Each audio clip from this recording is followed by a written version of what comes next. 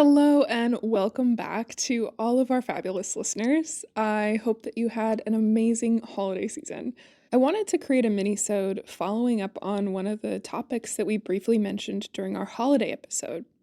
I talked about a period in my life when I got a little bit excessive with trying to eliminate plastic from my routine. Some of you, while you were listening to that, might have noticed that it sounded a little bit like OCD.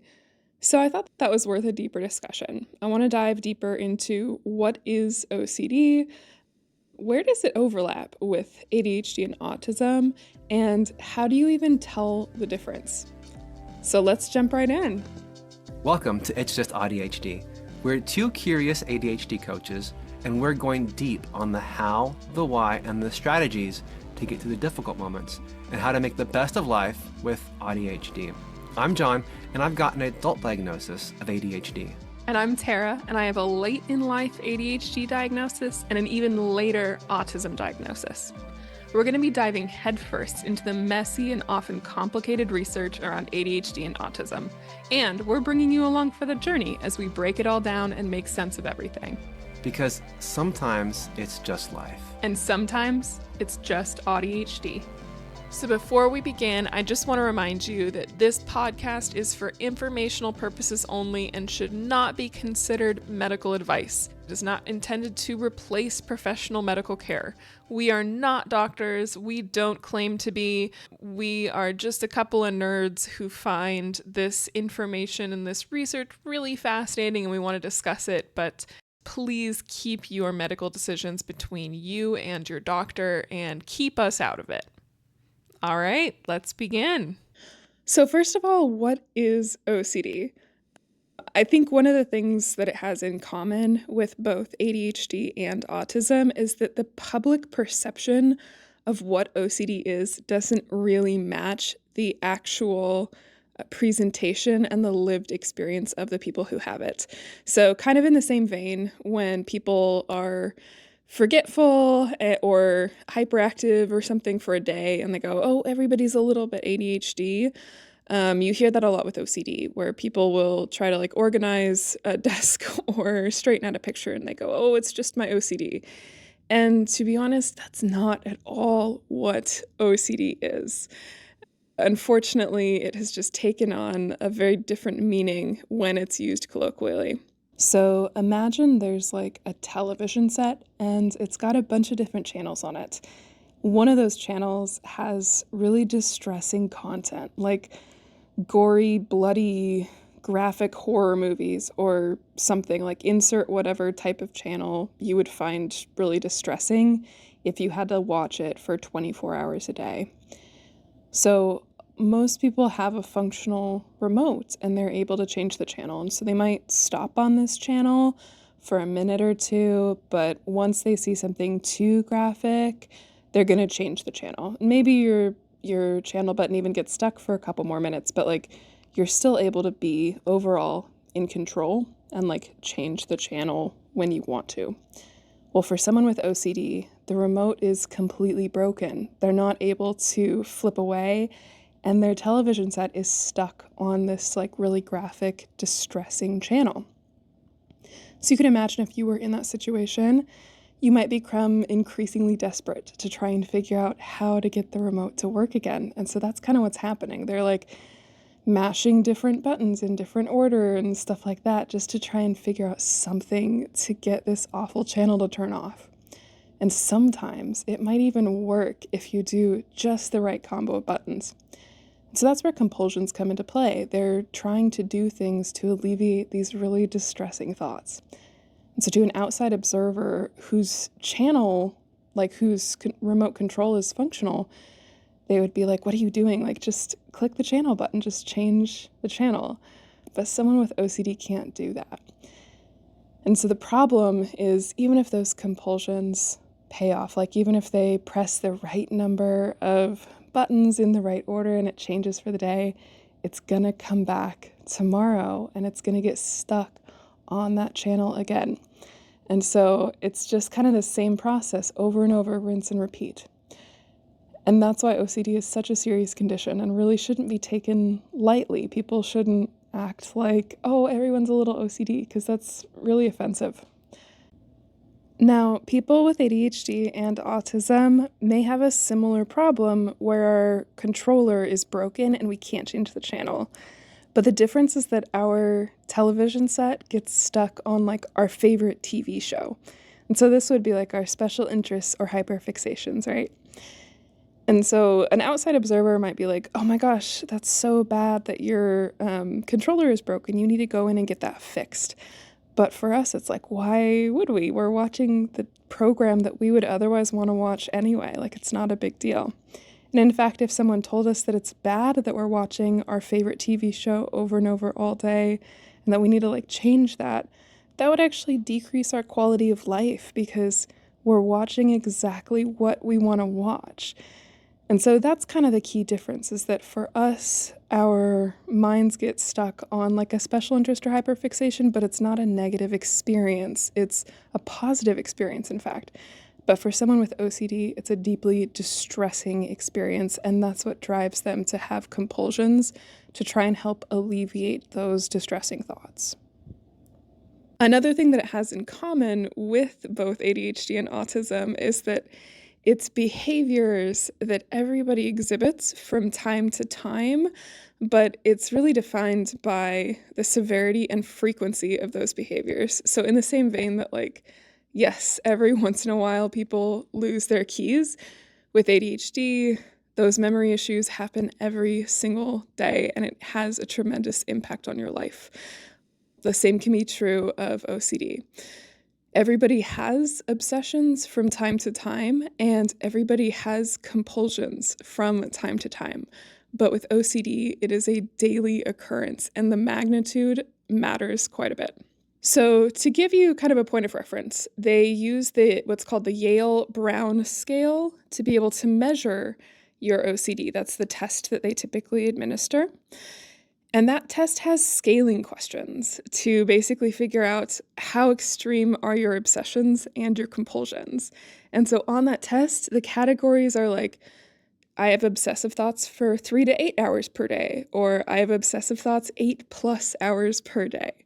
And so a lot of the times, the people that are colloquially using the term OCD would be ruled out just on that metric alone, because when they're sitting there straightening out a painting or washing their hands a couple times, they're not also thinking about washing their hands for an additional 3 hours or 8 hours or longer.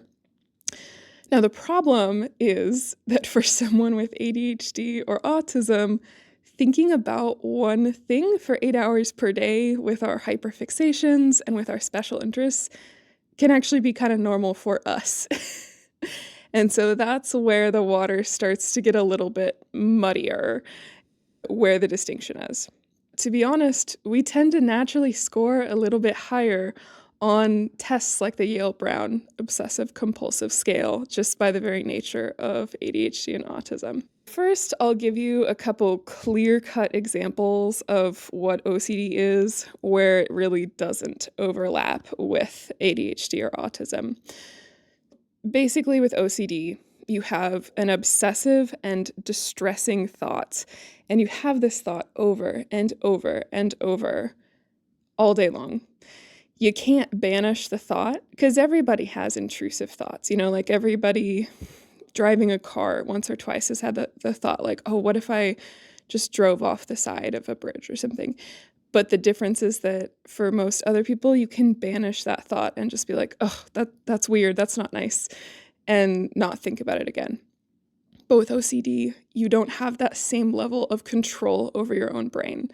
You would have that thought recurring many hours per day. It causes distress, and it may or may not include compulsions. So you don't necessarily actually have to have compulsions, even though it's called obsessive compulsive disorder.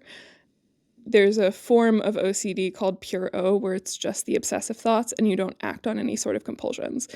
But for the people who do have compulsions, that compulsion is a response to the repeated thought. So it's not like something out of nowhere. You're not washing your hands or something like that out of nowhere. It's directly tied to that obsessive thought because you're trying to get it to go away. If you're afraid of being dirty and contracting a disease that will kill you, you're washing your hands 20 times to try and make sure that thing doesn't happen. So there's a very direct correlation between the obsessive thought and the compulsion if you have compulsions. So here are a couple like OCD examples that are very common that I don't think really overlap with ADHD or autism. So a very common one is, I'm afraid I will kill insert blank, your spouse, a cat, a baby, something like that. Now, this might sound alarming at first, but the thing is, people with OCD would never actually do that. It's not congruent with their character or their morals or ethics or values or anything like that. If you are interested in killing someone, that's not OCD, that's something else. And so the way that you can kind of suss that out is if you ask them, okay, have you ever wanted to kill a baby? And they would answer emphatically, no, absolutely not. I don't want to kill a baby. And you could ask them, have you ever killed a baby? And again, the answer would be absolutely not. And so they're not having these thoughts because they're inherently violent or anything like that. It's simply a distressing thought that is occurring that has nothing to do with who they are as a person. And so I hope you can start to imagine like how horrendous it would be to have thoughts that aren't within your control and to have them over and over and over, and how it could really affect your self-esteem and the lengths that you would go to try and get those thoughts to stop occurring in your brain. OCD is a deeply distressing disorder. Another really common example is, I'm afraid that my food is poisoned, and so people will go to very extreme measures to make sure that there's no poison in their food. Now, it doesn't always have to be a logical thought. Like, you could cognitively know, okay, this food is packaged, it's from a grocery store, there's no way it's poisoned.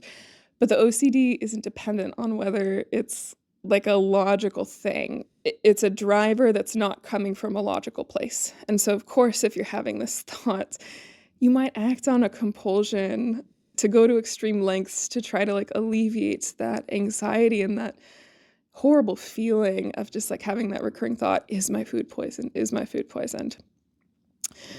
There are other common ones like unwanted sexual thoughts, and they have no bearing on your sexuality. They can just come out of nowhere. It can be someone who you're like not attracted to. It can even be someone of a gender that you're not attracted to. And you just have that thought over and over and over. And it doesn't mean anything. It doesn't mean that you're like secretly attracted to them. It's just a thought. That's the thing. That's the common theme with OCD thoughts, is it's just a thought, and it doesn't really depend on anything about the person. There's also common religious fears. So if someone is particularly religious, they might have a thought that they're going to like commit a sin, and so they might feel compelled to pray for hours and hours and hours a day to atone for some sort of sin that their brain has cooked up, that they're convinced that they're going to go to hell because of. There's also health anxiety. That one's a really common one as well, like believing that you will become sick or die for some reason. And that one can also be completely debilitating. So I feel like those are very clear-cut ones that don't really feel like autism or ADHD, but there are also a number of them that do kind of overlap. So I'm going to take you through a couple examples from that Yale-Brown obsessive compulsive scale. So one of them is, I fear doing something embarrassing. For example, fear of appearing foolish in social situations. Of course, that sounds like autism. And with autism, you may have many hours of thoughts per day, like scripting out in social situations what you're going to say so that you can not appear foolish. And so that's a common overlap one. That one I think is a little bit hard to suss out if that's OCD or autism. Another one is feeling the need to know or remember certain things, like, and the example they give is license plate numbers, the names of actors on television shows, old telephone numbers, bumper stickers. So that again can feel a little bit like an autism special interest, but this one is a little bit easier to distinguish. With special interests with autism, it's coming from a place of enjoying that topic. It's coming from a happier place. Whereas with OCD, it's coming from a place of anxiety.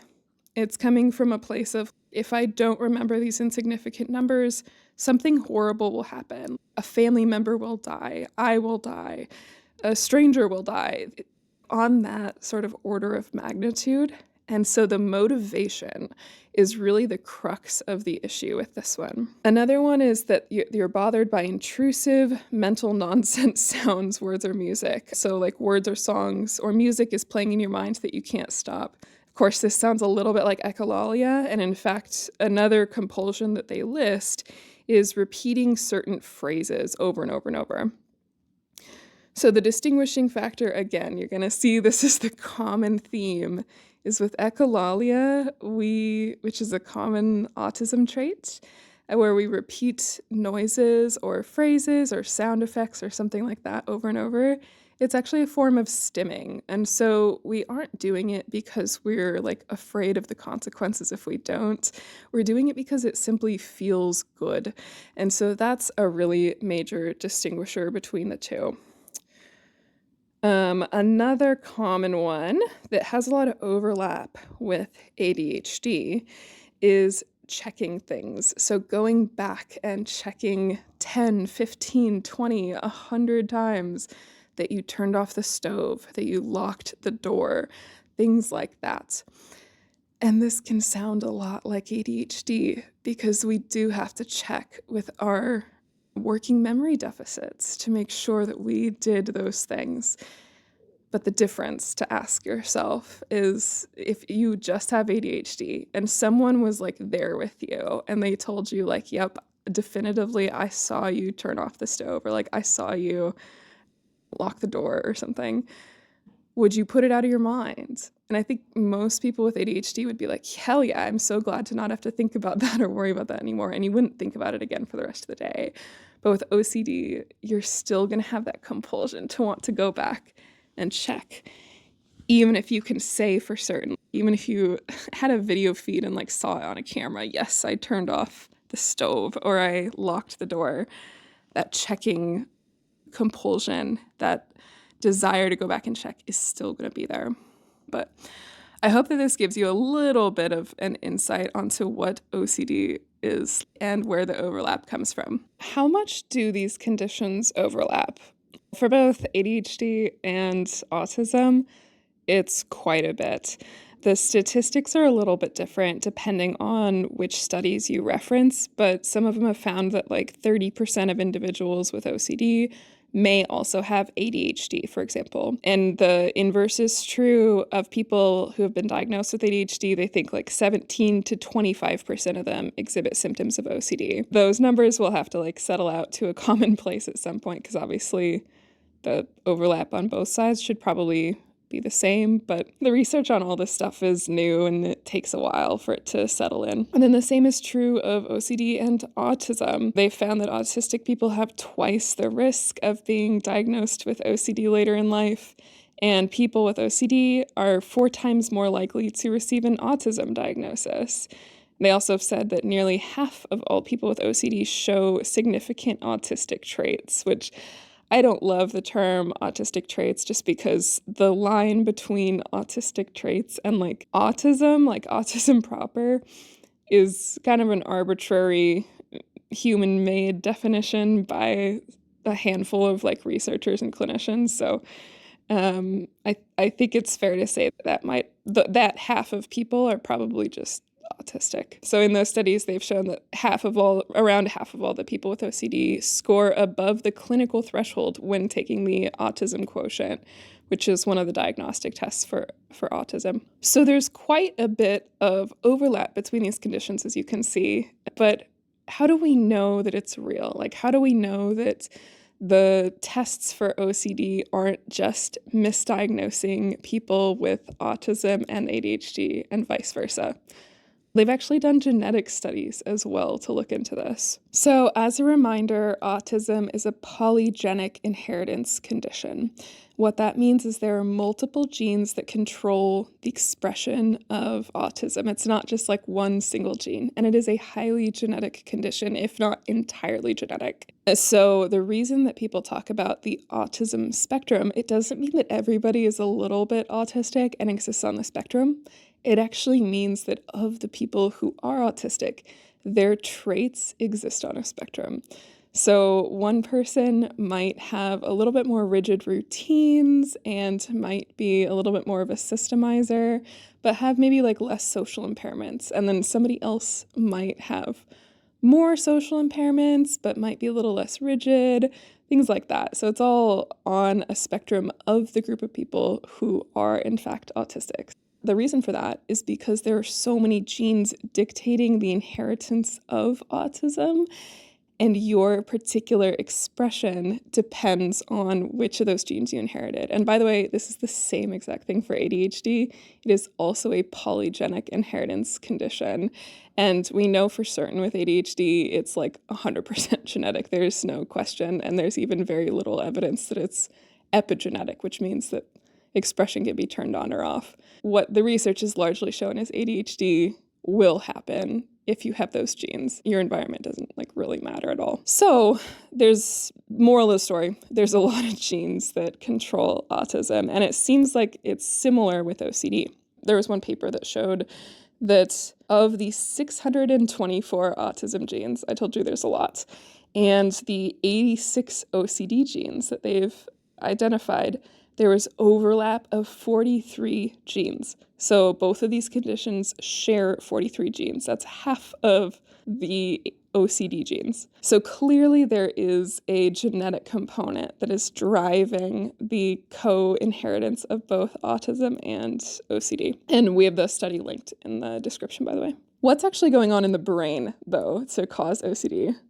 Unfortunately, I did some research and it seems a little bit muddy, if I'm being honest. Some studies suggest that it's a difference in serotonin levels. And this kind of makes sense because the most common medication for treating OCD is an SSRI, which is a selective serotonin reuptake inhibitor.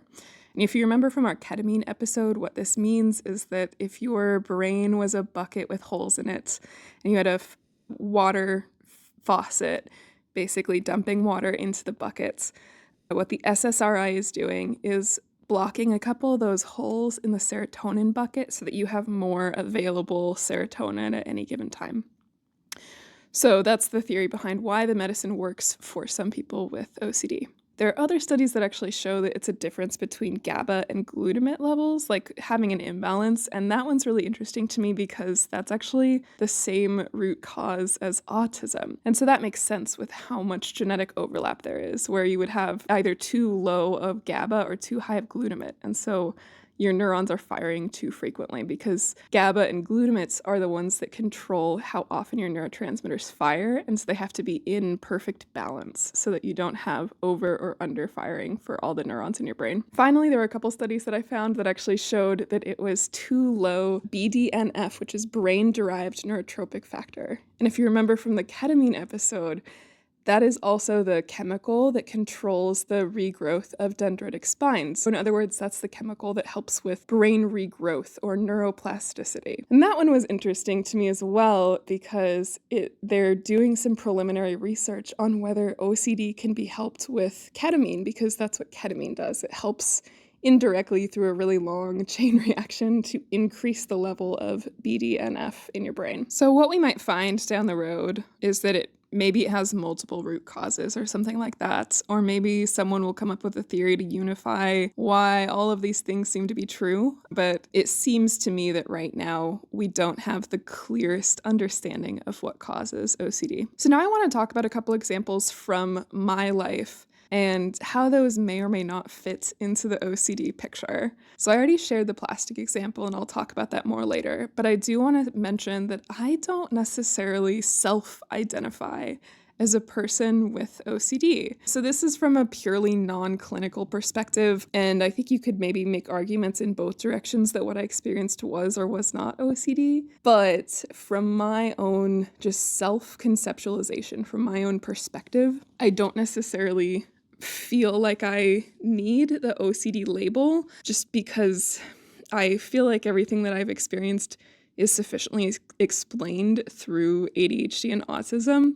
And so I don't know that like the label of OCD really adds any deeper understanding for me personally. But again, that's not necessarily from a clinically informed perspective. That's just from like my own self-image and what labels I do or don't think fit. So I think it'd be fair to say that I'm a fairly obsessive personality, but that doesn't necessarily mean OCD. And I think that many people who are ADHD or autistic would also be described as like a obsessive personality. And this has always been true my entire life. Now, interestingly, OCD also generally starts in childhood. For most people, you can have your first OCD episode at like adulthood, but it's pretty rare for that to happen after age like 35 or 40. Like generally, you will have an episode a lot earlier in life. And then for most people, it's also recurring. So they will kind of phase in and out of having like the more severe OCD episodes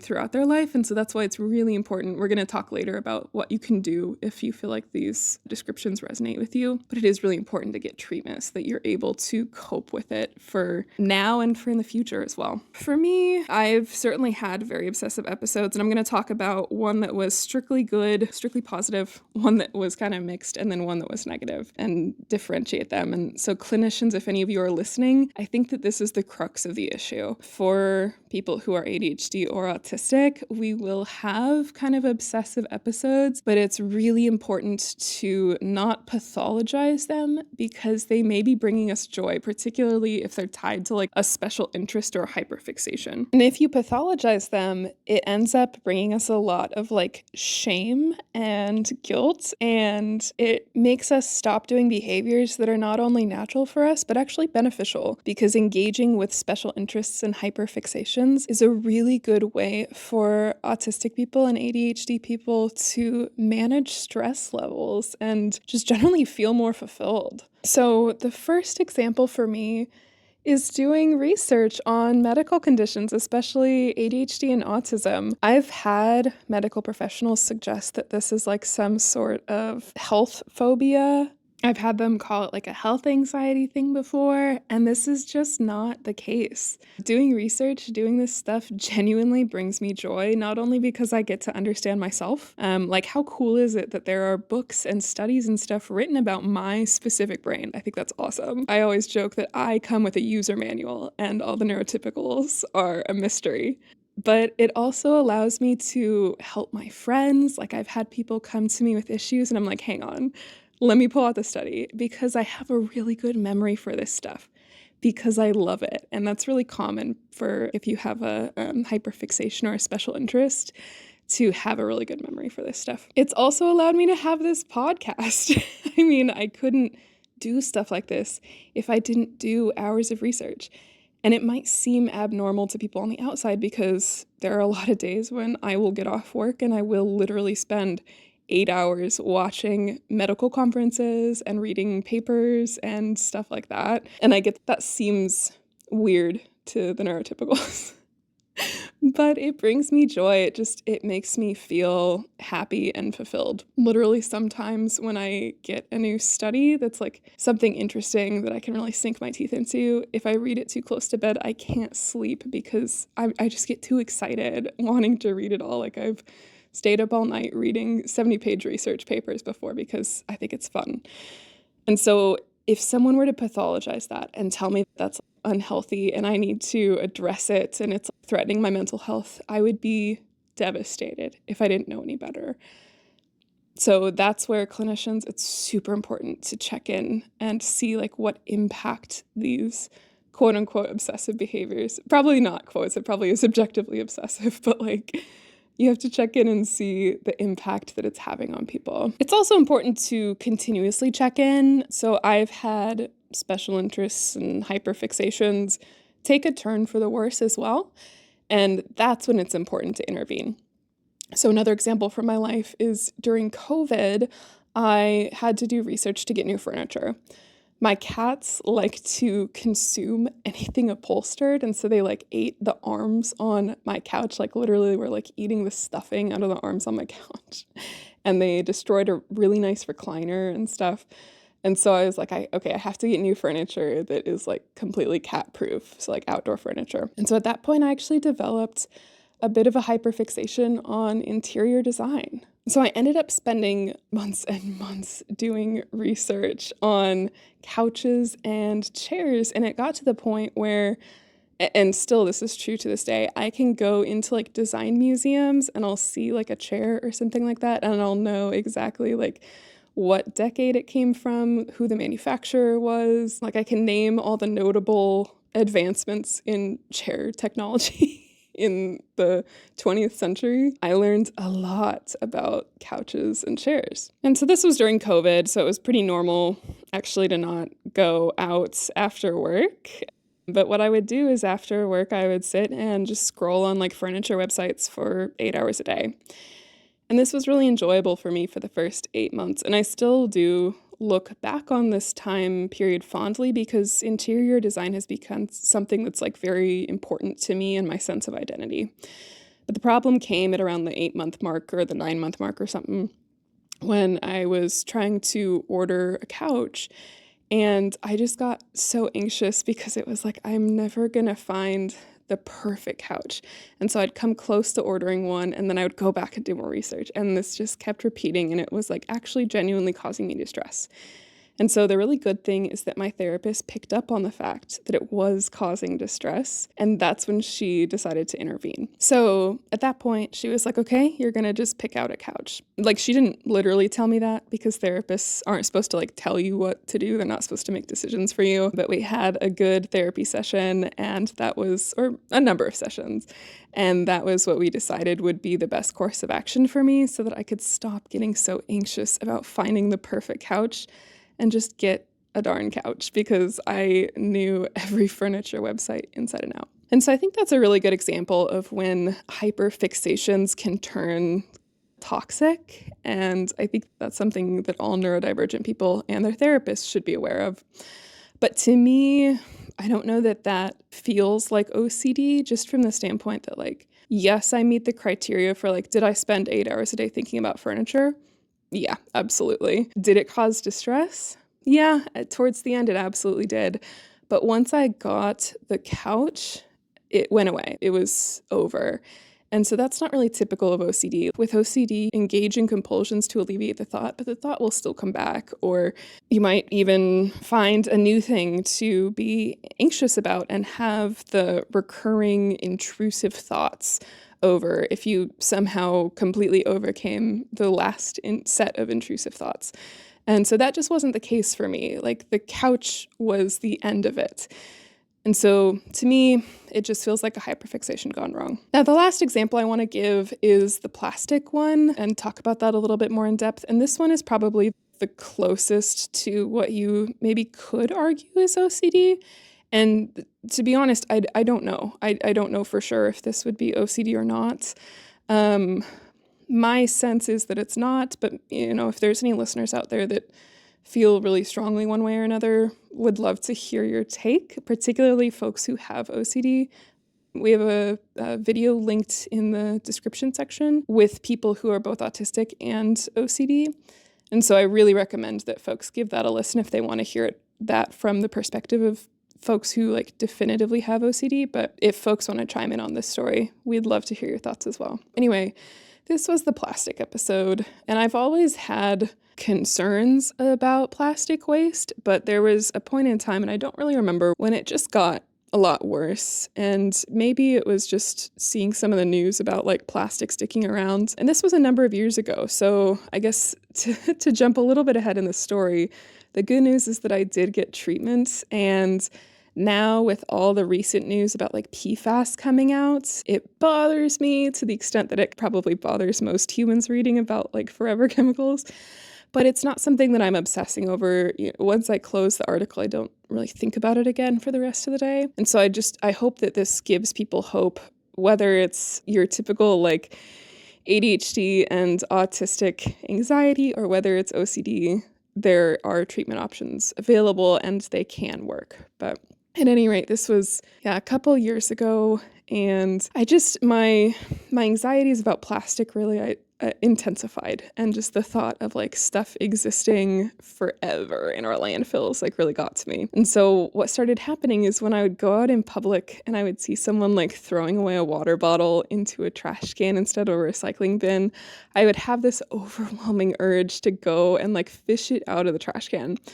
And I never did do that because I was like afraid of scraping at my hand and getting tetanus. Listeners, do not stick your hand in a trash can. That's very unsafe. So luckily, thank God I never did that. But I would think about it all day long, and I would feel like dirty and guilty because I didn't go fish it out of the trash can. Like I would feel like it's directly my fault for like allowing this plastic to sit in a landfill forever.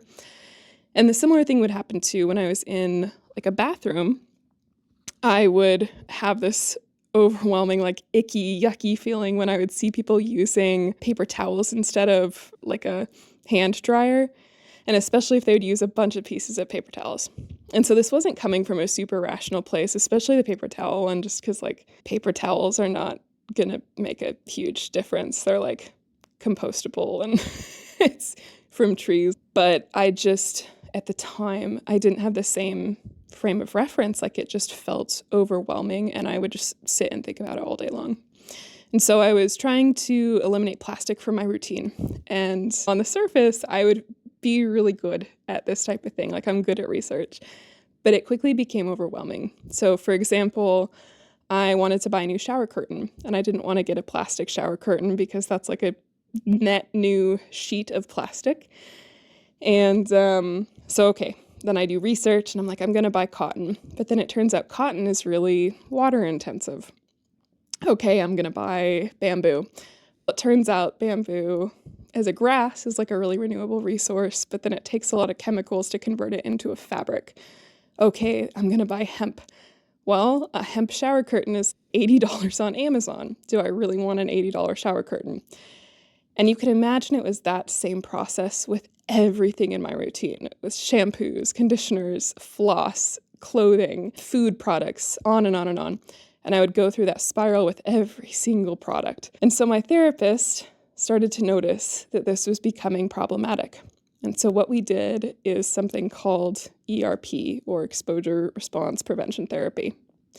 So this is a pretty standard treatment for OCD. This is like the gold standard. Sometimes you'll hear about cognitive behavioral therapy, but I do want to warn all our listeners out there. It's pretty well known that CBT, or cognitive behavioral therapy, does not work as well for neurodivergent people, particularly autistic people, unless it's modified. So be aware of that if you're seeking out treatment. And in general, just pure CBT doesn't really work super well for OCD unless it's coupled with ERP, or exposure response prevention therapy. So anyway, we did ERP. And what that consists of is like, first of all, your therapist is going to teach you some techniques for how to manage distressing situations. Like it's not the most pleasant treatment, but you can get through it because they will generally help you to learn distress tolerance, and they'll take it at your speed. And then basically you get closer and closer to your triggers. So I think mine was more of like, you could call it an abbreviated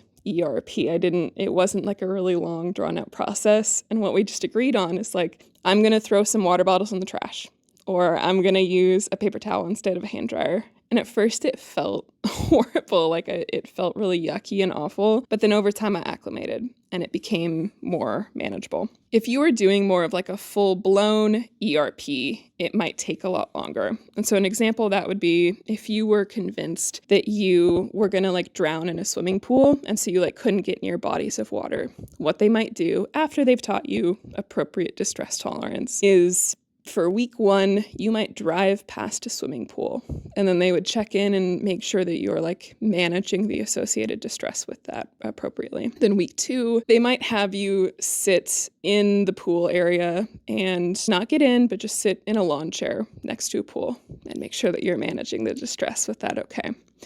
Then week 3, you might dip a toe in. Week 4, you might wade in the kiddie pool. Week 5, you might splash your legs in, and kind of so on and so on until you've been exposed sufficiently to the trigger that you don't really have those distressing thoughts anymore. And so that therapy does work. I hope that if there are any listeners out there for whom these descriptions really resonate, that you go and please check in with a specialist who specializes in OCD, because not every clinician is qualified to treat OCD. It can be kind of a specialized thing. One of the kind of awful statistics is that the time of onset to treatment is 15 years. So that means that from the point in time when you first start feeling symptoms until the time at which you get treatment, on average is 15 years. So if you're listening and any part of this resonates, please take this as a sign to go get checked out, because you don't have to live like that anymore. And these treatments really can work for a lot of people. The ERP combined with medication or alone can help people manage these conditions. So that's our episode. I hope that this was informative. If you have OCD and you're listening, please, we would love to hear from you, and we would love to hear you describe the condition in your own words, because we want to represent diverse voices on this podcast. As always, thank you so much for tuning in, and we'll see you in the next episode.